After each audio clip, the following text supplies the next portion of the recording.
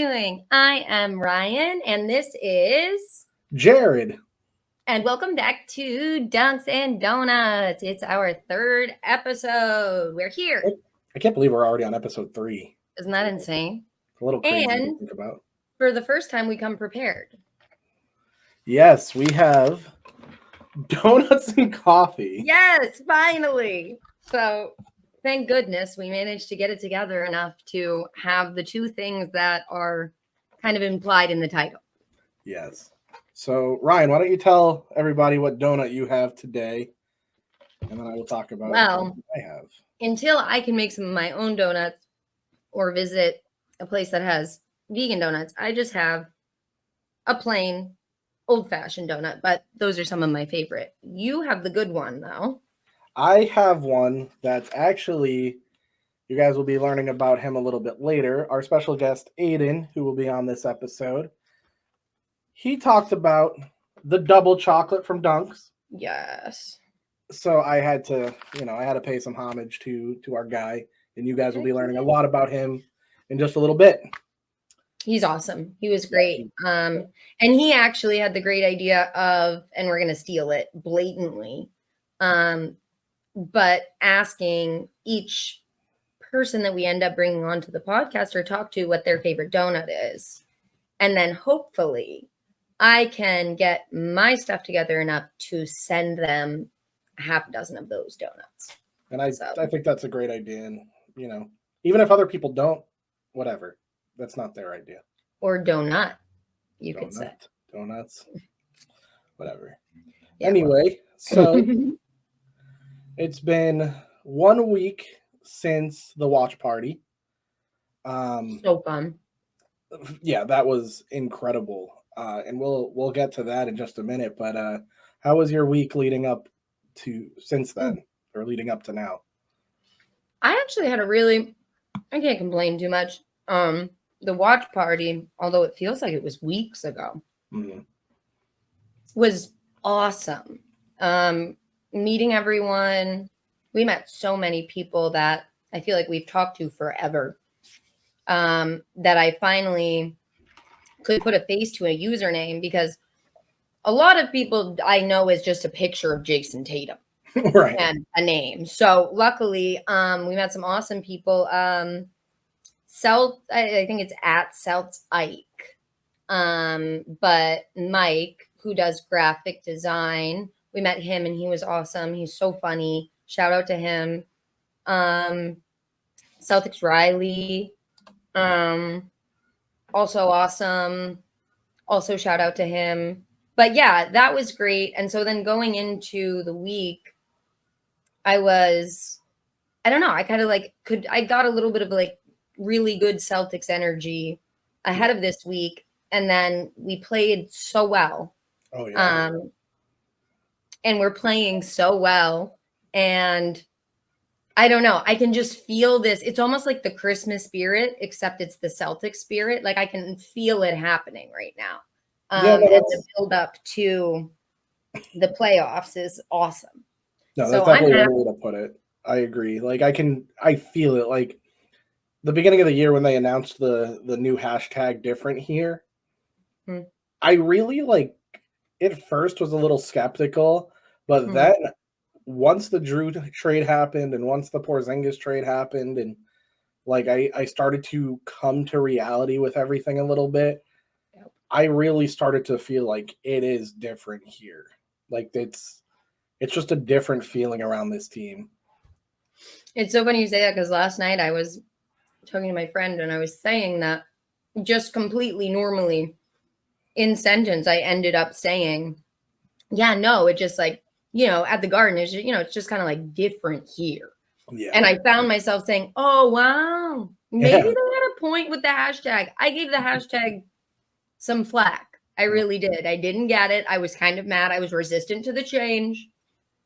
But it is kind of different here. No, it definitely is. And before we get too deep into into talking about the watch party, we'll talk about that in a minute. I do just want to talk about the last couple of Celtics games. So on Tuesday, we played the 76ers and smoked them. Absolutely smoked them. And it was one of those things where, like, the Celtics came out and they just, like, weren't – like, I don't want to say they weren't trying, right? But, like, they were experimenting with different things. Mm-hmm. And it was like Joe Mazzulla was swapping Tatum and Jaylen Brown's minutes, which I thought was interesting, right? Like, because we talked about this with Richard White, who usually opens, who usually closes, and then, you know, Joe went to he wanted to experiment, which better now than closer to the playoffs. And exactly. Up until like the third, like halfway through the third, it was a pretty close game, and then the Celtics just ended up walloping them 117-99, and everything is right in the world. Always. Embiid is out. Embiid is out. I think Embiid is the only person they were down. Mm-hmm. And they didn't, honestly, they didn't even play a bad game. Mm-mm.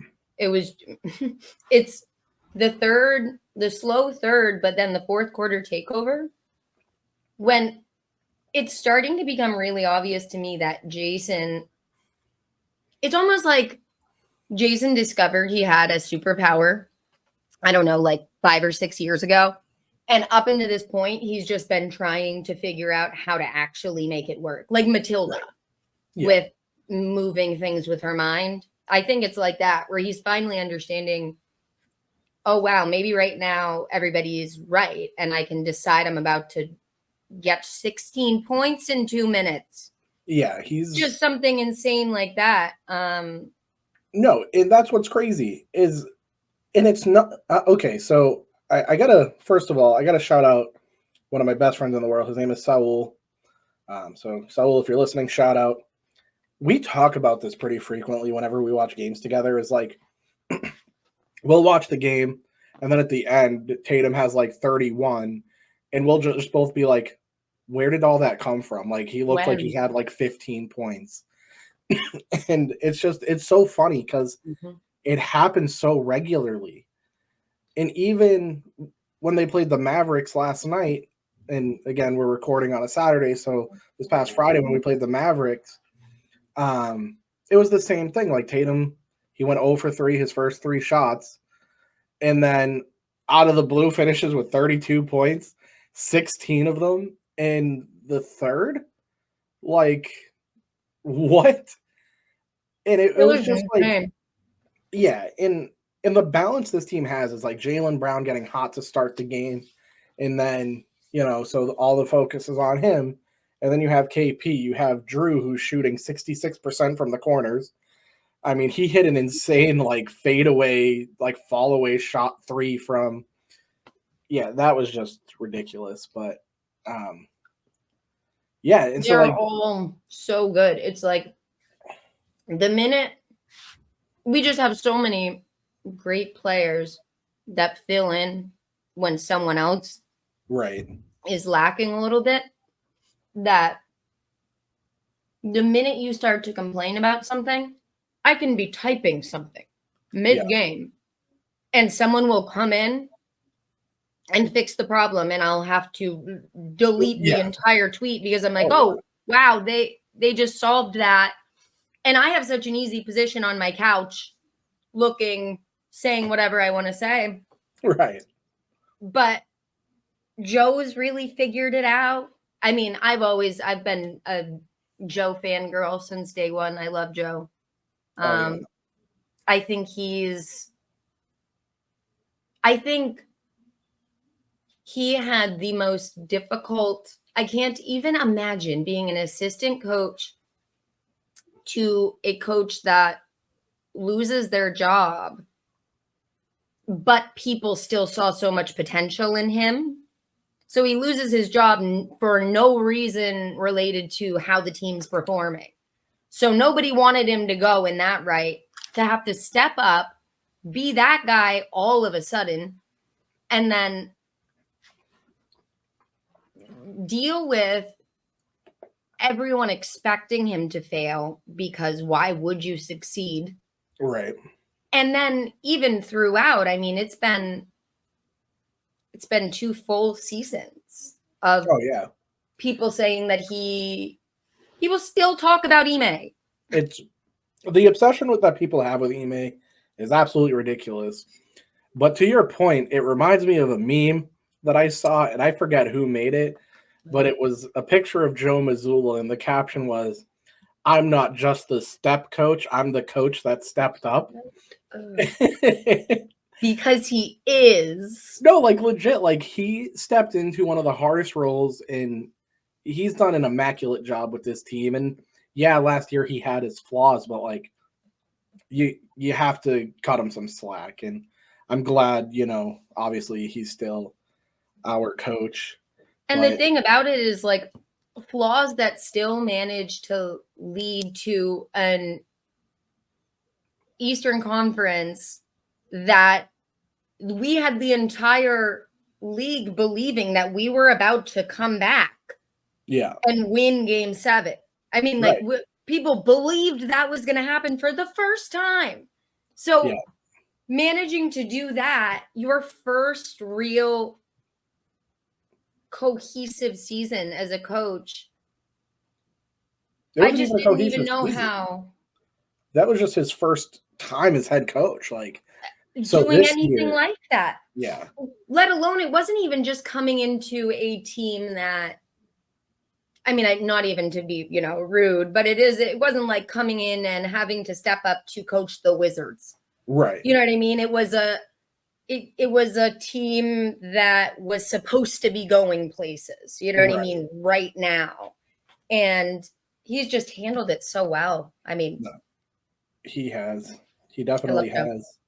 But yeah, like we were saying, like we blew out the Sixers 117-99.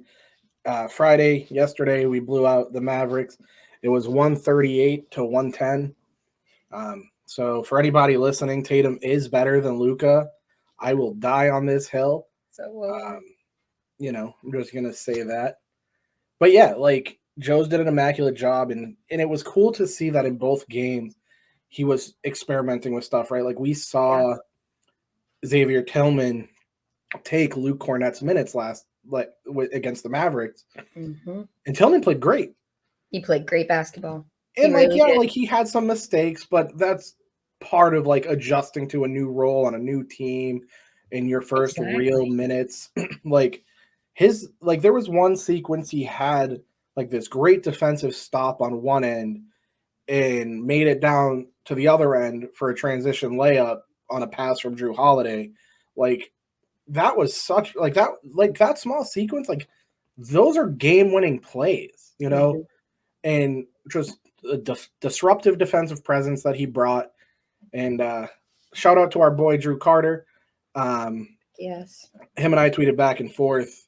I asked him what he thought of Tillman's minutes, and he posted the Kardashian meme where it's like he's here and he's perfect. Yes, and he is. Yeah, he really is. Shout out Drew. And I completely agreed with him. But yeah, so like seeing those adjustments come so quick after the All-Star break and seeing them come before the playoffs, like so everything's kind of adjusted by then, I think is just so huge. And once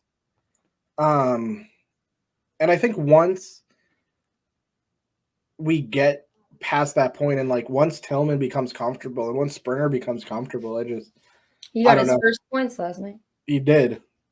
And Keith Smith posted this. Jaden Springer is the 505th Celtic to score points for this team. That's crazy. Yeah, so that's a fun little what a crazy number. But I do want to go back to talking about the watch party, and there are some really cool things that you and I decided we're going to talk about this week. Yes. So we'll start with the watch party. As we talked briefly about earlier, like we met a bunch of our friends. We met Mike, Celt Ike on Twitter, Celtics Riley. We met him. Neil drove all the way up from North Carolina. Amazing. Shout out to Neil. So many people did. So many people drove and took time out of their weekend and their life to spend their own money to come up. And not to say that because the event itself was free, which was crazy, so accessible. But to have people willing to come up, you know, and drive 6 hours and get a hotel, and stay the night, it was really, really, there's not a lot of things that people do that for, you know? No. I mean, like, especially just to come and sit and watch a game that you could watch at home. I thought that was awesome. There were so many people there. When we walked in, I really didn't think they showed us to the theater, so to speak. And I had no idea when we first walked in, we were two of the first people there. And I thought, okay, well, there's no way. This is a little bit unreasonable to assume that this many people are going to be here. But Celtics GRD, he came through. I mean, there had to have been at least 60 people there. I was going to say 50 to 75 people there. Yeah. And everyone was nice. Everyone seemed to like get along. It's hard to have that many people together and have everybody get along. But no, absolutely. Yeah, they put on a really great event. It was really cool. And from someone that can't normally afford to go to Celtics games, you know, just offhand, something like that is so fun and makes it seem so much more just really accessible. Yeah, it's really the only word. It felt very community oriented. And I appreciated that. And that was and that's was something that was important to me. So in real quick, I do definitely want to give out a shout out to Celtics GRD and Babs on the mic. Babs is a huge Patriots guy, so any Patriots talk, Babs is your go-to. But the real tip of the hat that I want to give to them is that with the money that GRD and Babs made from this event, they donated it all to a boy named Grady Smith. Grady has a rare genetic condition, ALD, and he's 13, and they sent him to the Celtics-Sixers game, and he sat in GRD seats, which was like 3 rows from the court, and they used all that money from that event to send him to the game. It was his first game, and I have literal goosebumps. Yeah, no, like, and it's pinned right on GRD's Twitter, so everyone check it out at Celtics GRD. Wow. And it was just, you know, it was just such a great event. And then to see, not only do we have this awesome community event, like you said, that's accessible and welcoming to so many, for the outcome to be a 13-year-old with ALD to be sent to a game, I think is just, like, that's what Celtics Nation is about. And that's exactly. And that's what this show is about, right? Like, we want this show to highlight all of the special, like, community events that go on within the Celtics, whether it's by players, by fans, like whoever it is. And that's just so pure. There's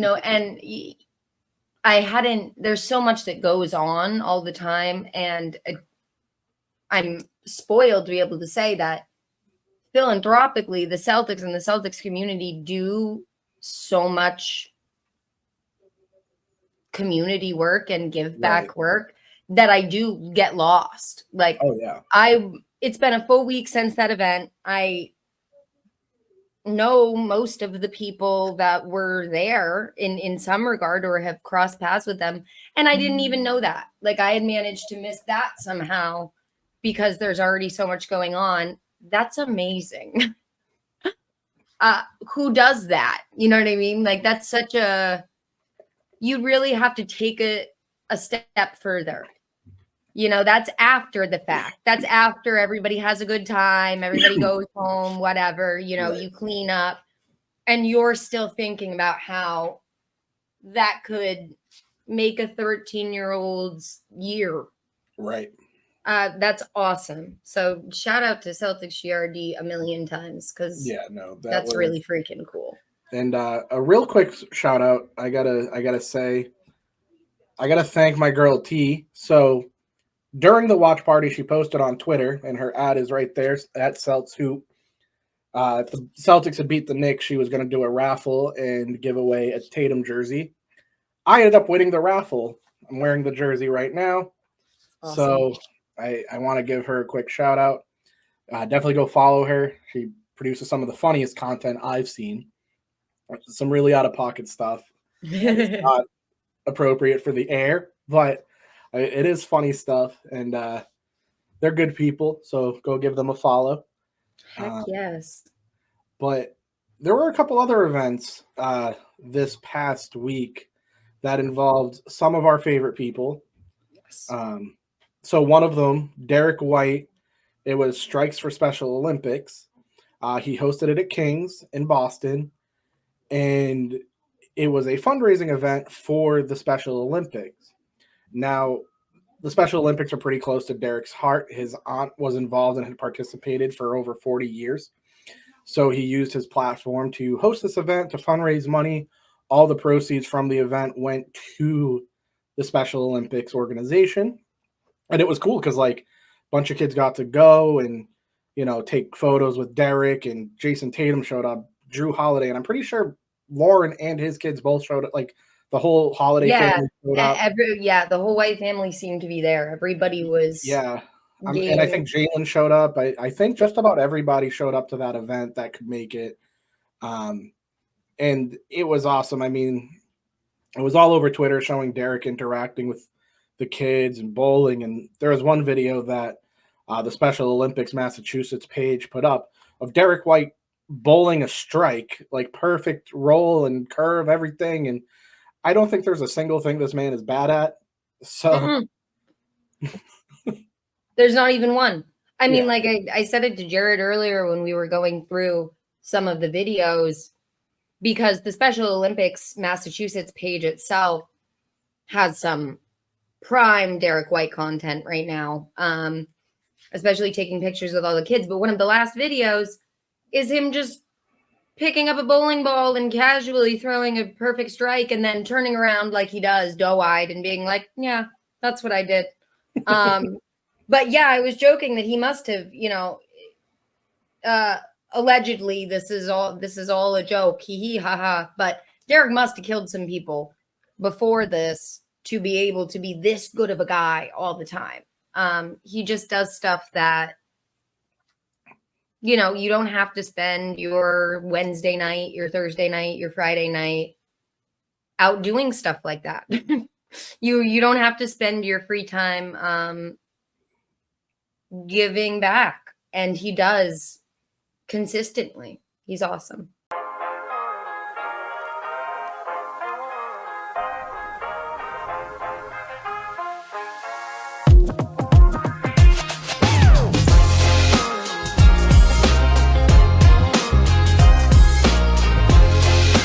I'm Derrick White, point guard for the Boston Celtics, and tonight we're here at King's to celebrate and raise money for the Special Olympics of Massachusetts.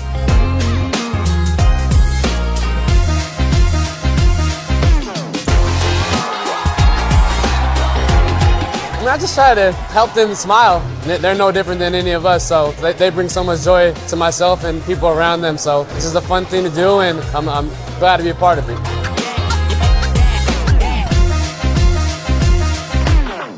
Personally, I have an aunt that has been in Special Olympics, kind of grew up with it, and ever since I've been in the league, I try to just be more involved and learn more about it, and it's a great cause and something I really have a deep passion about.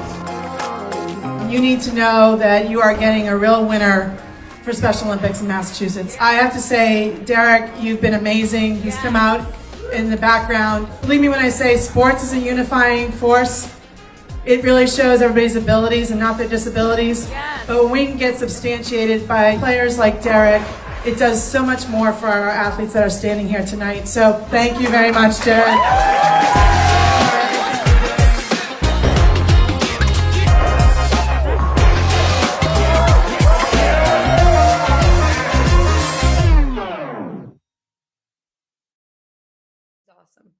And yeah, and I mean, it's not like this was the only event. You have another event that you came across that he was involved in.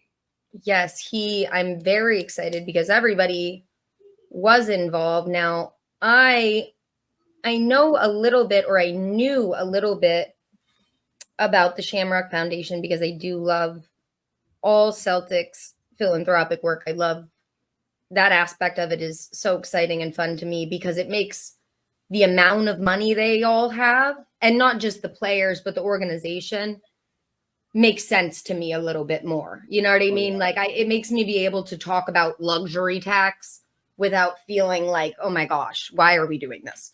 But the Shamrock Foundation last year in February partnered with Boston. I want to say, let me pull it up right now. I can quote it directly, which is better. Yeah, so the Boston Medical Center partnered with the Celtics and the Shamrock Foundation to create pretty much a mobile healthcare unit. So it looks a lot like an ambulance, except it's decked out in green and gold. It's awesome. And it's called Curbside Care. It's the Curbside Care van. And so the Celtics partnered with Boston Medical Center for 3 years, and to fully service upwards of 2,100 patients a year. So it would be 6,300 patients. And it's focused on moms and babies. Oh, wow. Because of course, childcare is so complicated and there are so many different parts. And for the baby, they have to see pediatricians, but of course the mom has to go to OBGYN doctors and things like that. Right. So this care van pretty much puts all of those things in one place and then travels individually to different homes in the Boston community and supplies these new moms and babies with all of the healthcare they need. They have a midwife on board. They have a fully trained nurse practitioner. Everything that you could do in the hospital, they do in this curbside care van. And apparently they also then, which makes sense, have little events to commemorate the caravan and stuff like that.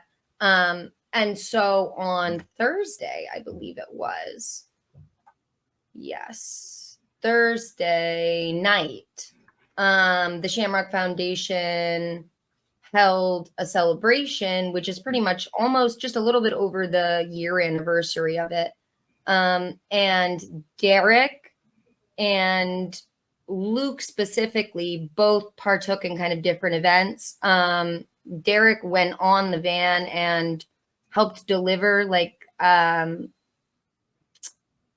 don't think they did any medical work, but they like delivered different types of baby items, diapers, formula, and stuff like that to different moms. So yeah, exactly. And then Luke, who all I really knew about it was that Luke managed to get an Oreo from his forehead to his mouth and eat the Oreo.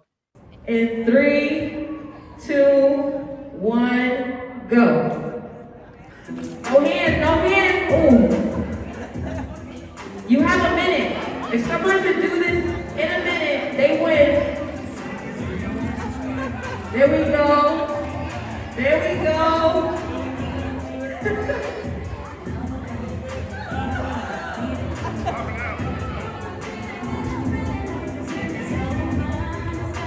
You got it. Come on.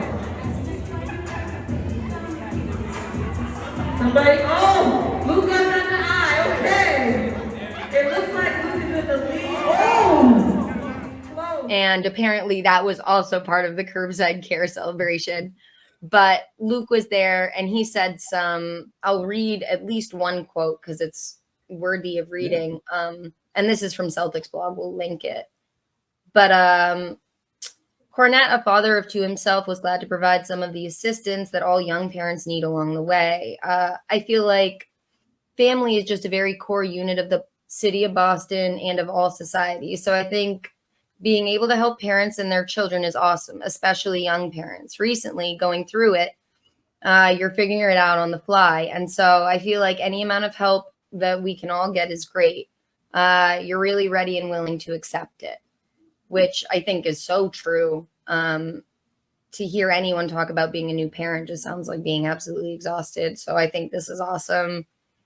And Yeah, I mean that was just the day after the Special Olympics Massachusetts strikes event. Right.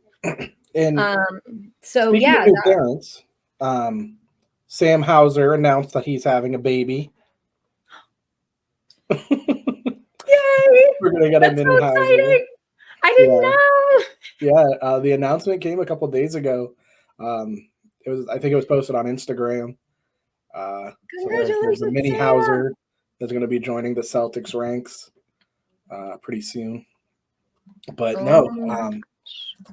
now I think, and like, obviously there's so many different community events. It's always happening. And, just scrolling on Twitter, I mean, yeah, as we talked about with Richard White, right, you're going to see that negativity on there. But if you make your way through that garbage, you're going to see just how wholesome Celtics community actually is. And, we've talked about it with Meg. We've talked about it on other previous episodes. Like, this community comes together like no other. And the watch party was a perfect example of that. These events that Derrick White was hosting, the Shamrock Foundation, like, these are all very valid, like, things that just prove how impactful Celtics Nation actually is. And not only that, but Celtics Nation is also impactful in another way. So we mentioned him at the very beginning of this, in reference to the donut that I had of the day. But Aidan Hatton, our guest for this week's episode, is a producer for NBC Sports Boston, someone I became friends with pretty quickly. Luckily, I was lucky enough to stumble upon his page, and I was lucky enough to reach out and get in touch with him. So Aidan does some very, very great work for NBC Sports Boston. And one of the things that he's working on is the meetups with Mike and Drew.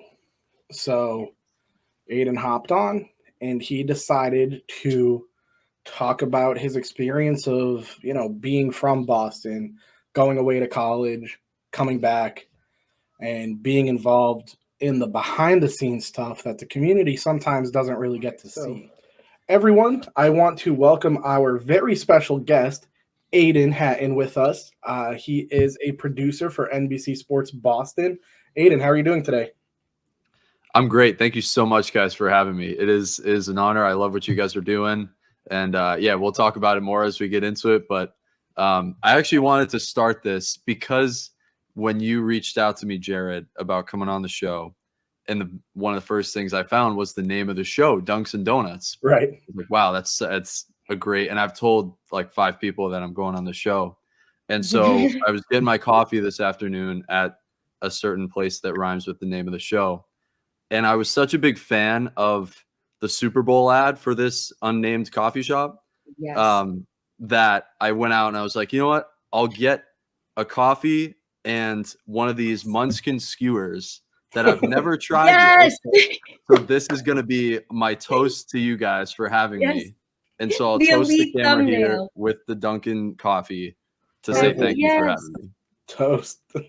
Also toast. No, that is awesome. And we appreciate the support. And honestly, it's an honor for us to have you on. What you're doing, I think, is absolutely incredible. And like you said, we'll get into that here in a minute. So I guess first things first is obviously Dunks and Donuts. You have your coffee, you have your munchkins. What's your favorite kind of donut? That's such a good question. That's a great question. That might be like the first. I'm not producing your show, but if this is like a first icebreaker question to ask guests, because it's a stumper, I would probably say the glazed chocolate from Dunkin', where it's the chocolate and then it has the extra frosting on top. I've been in a big chocolate kick lately, so that would be my go-to. No, that's probably one of my favorites too. I would have to say I'm a big sucker for the chocolate glazed chocolate donut. Blueberry cake donuts slap. Blueberry cake donuts are so good. Those ones are very Crullers good. are so good. I could talk about donuts for a while. I'm sure you can imagine. Yeah, considering you're the baker, that's where the donuts come Yeah, from. exactly. Like, Exactly. Yeah. if anyone needs to waste about 15 minutes, we can go. But I'll When I take you. realized that was the original Donuts and Dunks and Donuts, that made even more sense. And I think on your first episode, you guys said the name makes sense for like 30 different reasons. Yes. It goes together so well. And another like full circle moment in my life that I wanted to share while I was on here was, so I hosted a college radio show / podcast for 4 years when I was in college at Marquette. Go Golden Eagles. And the name of the show that I came up with was Games and Grub, and it was supposed to be like a sports and food type hybrid funny show. And so when you reached out and said, hey, the name of my show is Dunks and Donuts, first of all, it's first name is sports, second name is food. Yes. Second, it's D&D, which is the alliteration, just like G and G. And it was just like all full circle for me. So this is another kismet moment. This is- I it love really- that. This This is is great. unbelievable. This was like fate, right? Like this was fate Yeah. for us to. It's all to lined do up a this. little bit too well when I was like, oh, so Dunks and Donuts. And I remember texting you, Jared, and I was like, oh my God. Yeah, Oh my she was, God, like, this is the freaking out. one. She was like freaking out, and I'm like, what? Like, I was like, wait, this is brilliant. Also, Yeah. I'm going to ask Twitter if I need to talk to any sort of lawyer about this because I know it's close Yeah. and I don't want to hear anything. no, it was just so funny. Like when Ryan came up with the name, it was just like a string of incoherent text messages, and then like Dunks and Donuts, and I'm like, wait, what? So it was this was such a great idea, and It's honestly, great. I love it. This has just been so fun. I agree. So we'll start actually. You mentioned you went to Marquette, and you said you grew up, or well, you didn't say it's on your Twitter bio for anybody who is tuning in. Aidan's didn't do at their is research. on the bottom. Please go Love give him a follow. Follow all of the great content he's making. But your bio says you started in Boston, went to Marquette. So start there. Tell us a little bit about that journey, and was this type of work your initial goal when you first went to school? Yeah, thank you. It's a great question because was it the linear goal since I was like a little kid watching Celtics basketball? No. When I grew up on Cape Cod, just in Bourne, right off the canal, and we were a Boston sports household, and like many others, and yeah, going off to Marquette, it was really, really fun to be the kind of torchbearer for Boston sports in Milwaukee, Wisconsin. I dealt with the Packer fans, the Bucks fans, and for the Celtics Twitter members who are listening, and you've probably had a lot of interactions with Bucks Twitter, they hate the Celtics more than any other team. And I feel like Celtics Twitter does not have the same animosity towards the Bucks. I love Milwaukee. I love the city. I love the arena because that's where Marquette played all their basketball games, just where the Bucks play. And so it was just great to represent every Boston team while I was out there. But no, from a career perspective, I actually started as a business major at Marquette, and I finished out my classes. So my diploma that's in the corner of my room here, I have a Bachelor of Science in Business Economics, which is crazy to you probably on the surface. Yeah, I mean, just in comparison now, yeah. Yeah, it's not quite the same. Yeah, exactly.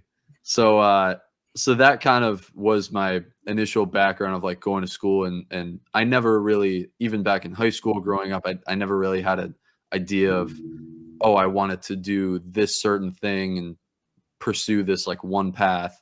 I know a lot of friends that do and did and are super happy. But the way I did it was like, well, let's just see where life takes us. And it took us to the pandemic, which was in my sophomore year of college. And in the middle of that time, I was hosting the aforementioned Games and Grub college radio show with my two roommates, Brian and Zach. Shout out. Zach. And they'll be listening to this for sure.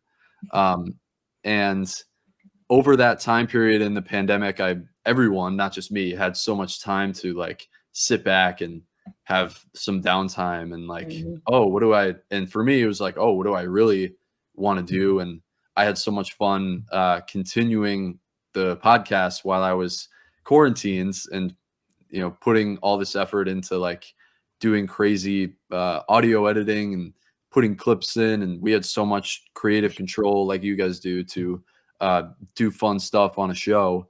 And I realized that, you know, Marquette had a great communication school.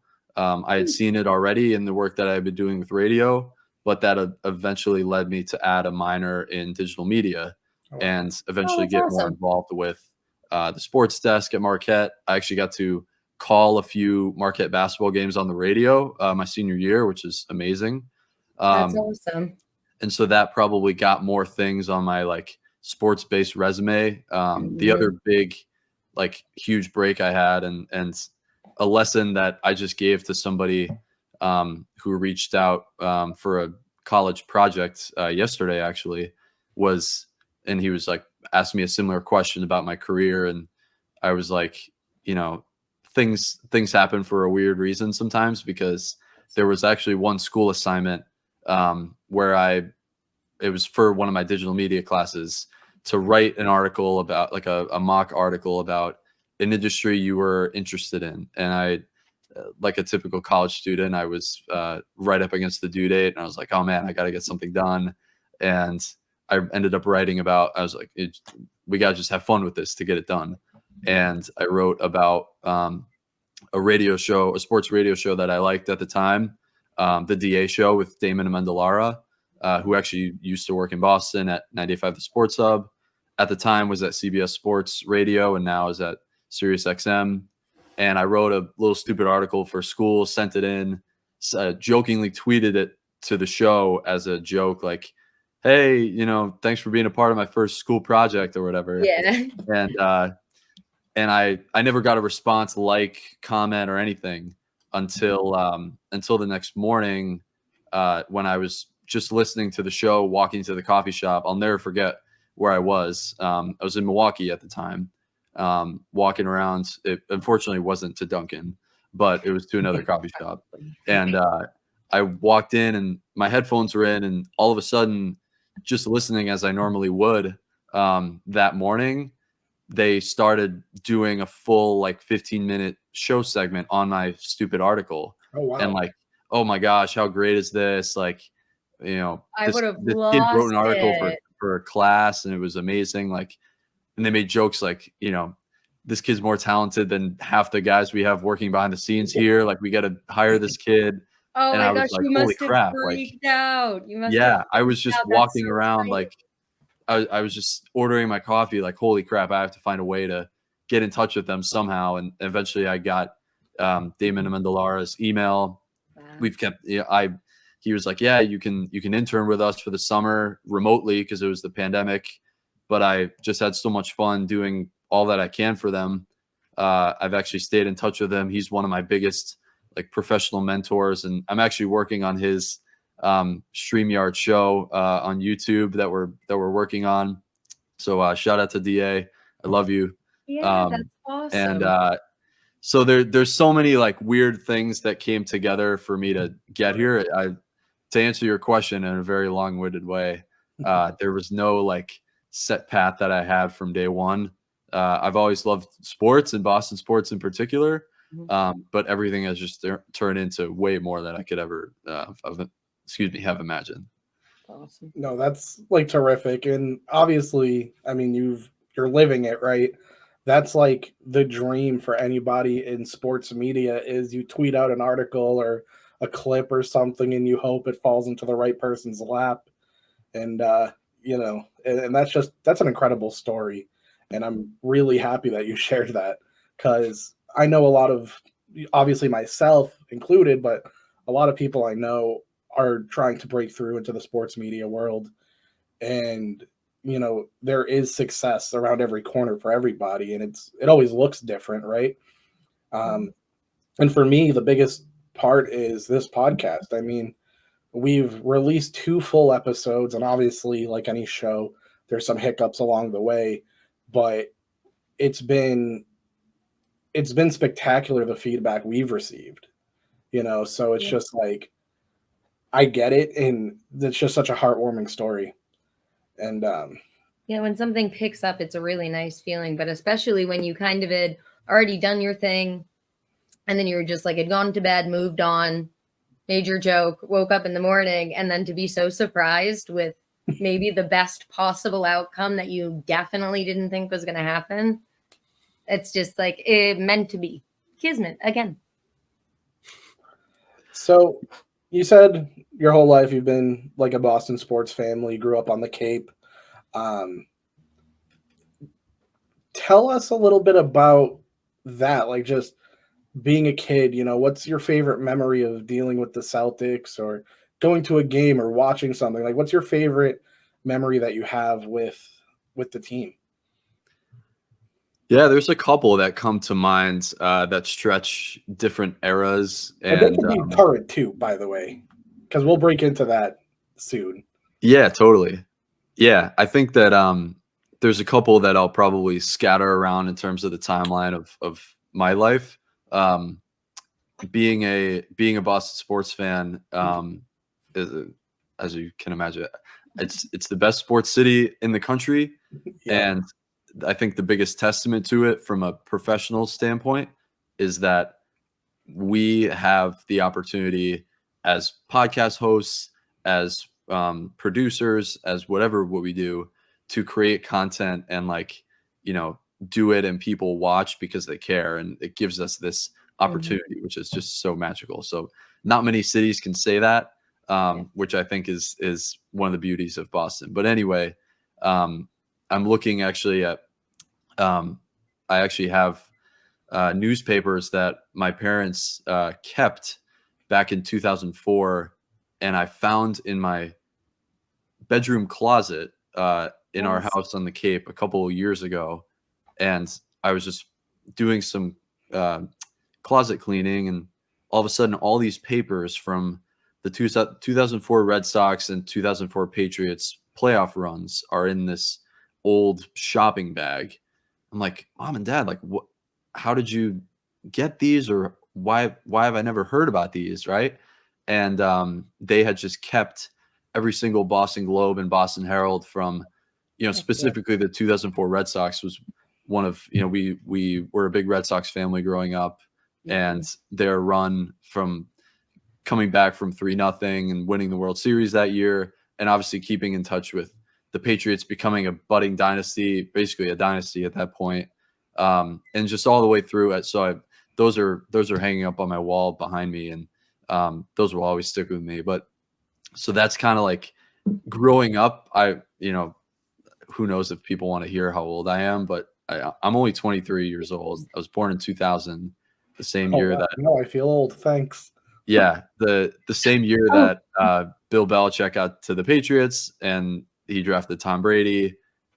That was I was like, you said 2005, 2006, 2004. I was like, I'm afraid that I do remember those years, so there might be some discrepancy.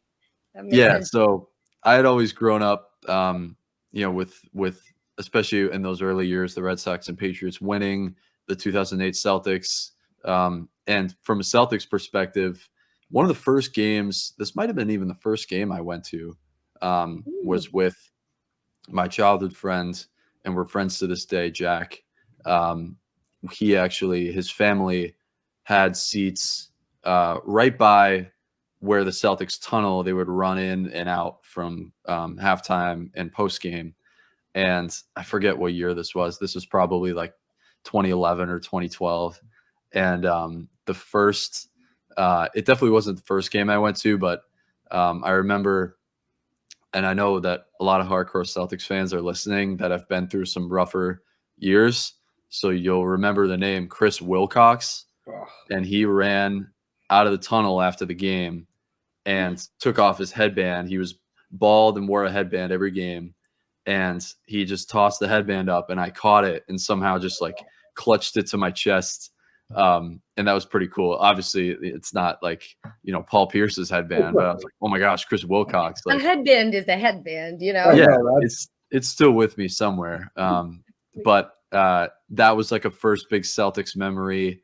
And yeah, being at NBC Sports Boston, we just, have so many opportunities to, number one, showcase the Celtics fans and deliver content that we think Celtics fans would appreciate, from our personalities with Mike Gorman and Drew Carter and Scal, and what we'll probably get into later, but also just our content outside of the games, what we can do from a production perspective.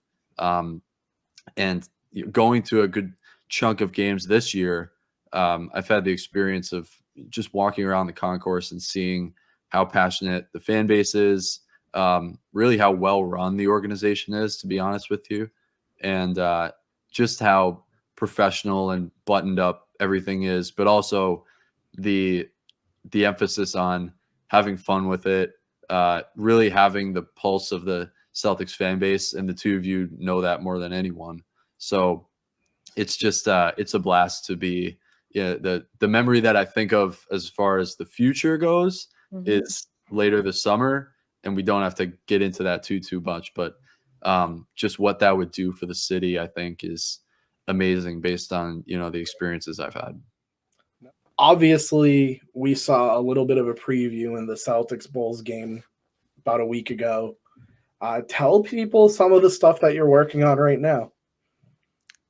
Yeah, so how this appearance with you guys came about was after I shared the first video that we produced of what we're calling Meetups with Mike and Drew.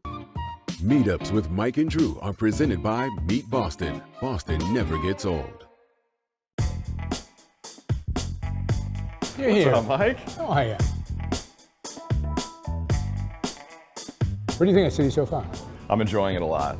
I can't drive here yet because none of the roads make sense to me. But aside from the transportation, it's been awesome. Oh, good. I would love to live in this area. You can take the commute out. It's not a hard day's work at all. To be able to, for a 7:30 game, walk out the door at 7. Nice. Nice, isn't it? And to be back, and Scal is still on the court Right, talking. and you're watching it at home? Yeah, exactly. I'm excited to call the games at home, though, because being there, I haven't seen an atmosphere like that in basketball. There's whole parts of the game I don't want to talk. Yeah. I just want the people, this is like pretend you're there. Turn the sound up real loud if you get surround sound or anything like that, get cranked in your TV, and let the game play. Meetups with Mike and Drew are presented by Meet Boston. Boston never gets old. As one of our, Meet Boston, which is Boston's like tourism board, and I'm butchering what their actual organization should be called, but they're doing a lot more. They're pushing people visiting Boston, especially during the winter and the off season, actually, a lot more. And they're doing a lot of advertising across a lot of different platforms. And as part of their deal with us and with the Celtics was that we were going to create these. Well, first of all, they came in to sponsor Mike Gorman's farewell season, which we had been kind of shaping content pieces around since the summer, since we knew that it was going to be Mike's last year. And Meet Boston came on as a sponsor for it. We were super excited because Mike is born and raised in Dorchester. He's been calling Celtics games obviously for 43 years, and we were excited about the possibilities that could come from it. And one of the things that came from that partnership was this whole Meetups with Mike and Drew content series, where, as like you said, Jared, as we're taping this, the first one came out on the 22nd of February against the Bulls. Yep. The next one I can spoil this. The next one is coming on Tuesday, the 5th, against the Cavs. So you're going to see the next one there. All right. So that's just a little bit about Aidan. So guys, feel free to keep an eye out on the Dunks and Donuts YouTube channel, because we are going to be putting the full interview with Aidan up on there. Ryan, why don't you tell everybody a little bit about what we have going on coming soon?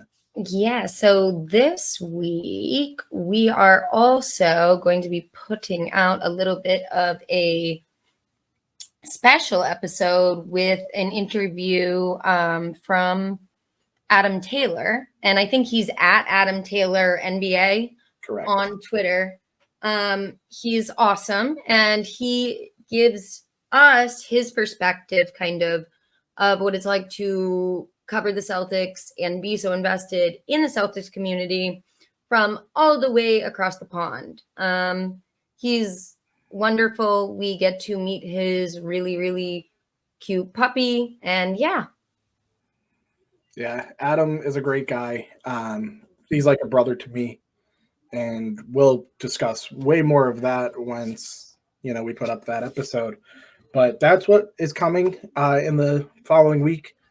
But that's about all the time we have, guys. So, Ryan, any last minute thoughts? I don't think so. I think this was a really good third episode. I'm happy to be here. So, no. Make sure that you tune in midweek and then also next week for our next episode. And bring your coffee and bring your donuts. Yeah. So like Ryan said, guys, don't forget your donuts. Don't forget your coffee. And Dunks and Donuts will be back with a special episode in the middle of the week. Yeehaw!